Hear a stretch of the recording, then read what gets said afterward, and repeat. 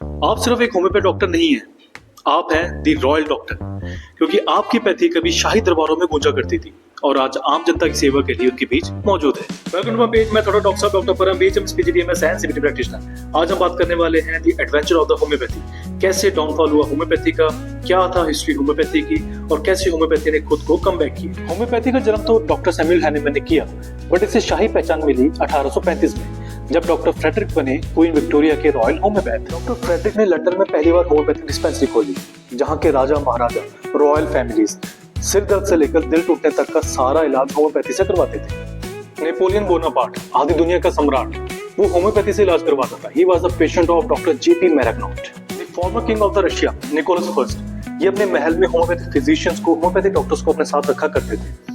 इनके राज में इन्होंने पहली होम्योपैथिक डिस्पेंसरी खोली थी सेंट पीटर्सबर्ग में, देन उसके बाद मॉस्को में, देन उसके बाद Riga and Kyiv also. Bharat में भी होम्योपैथी को शाही दर्जा मिला, जैसे कि पंजाब के महाराजा रंजीत सिंह, जयपुर राजघराना और बड़ौदा स्टेट्स, इन सभी के पास अपने पर्सनल होम्योपैथ डॉक्टर हुआ करते थे। उस दौर में होम्योपैथी डॉक्टर्स का दर्जा इतना ऊंचा हुआ करता था कि कई बार राजा के सबसे भरोसेमंद सलाहकार भी वही होते थे। जब होम्योपैथी को इतनी रिस्पेक्ट मिला करती थी, तो फिर ऐसा क्या हुआ कि होम्योपैथी का डाउनफॉल शुरू हुआ।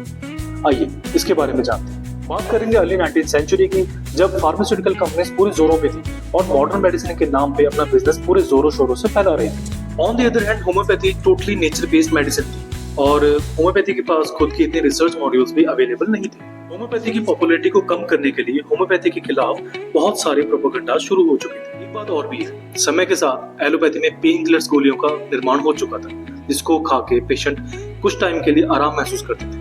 बट ये आराम तब भी टेम्पररी था और आज भी टेम्पररी। पर तब तक लोगों का रुझान पेन किलर्स की तरफ, अंग्रेजी दवाई की तरफ ज्यादा हो चुका था, क्योंकि लोगों का जो लाइफस्टाइल था वो काफी चेंज हो गया था। लोगों की लाइफ पहले से बहुत ज्यादा भाग दौड़ में व्यस्त हो चुकी थी, जिसकी वजह से लोग ज्यादा डिपेंड हो गए थे पेन किलर्स की तरफ। Most of the medical universities और गवर्नमेंट फंडिंग सिर्फ एलोपैथी के लिए हो रही थी।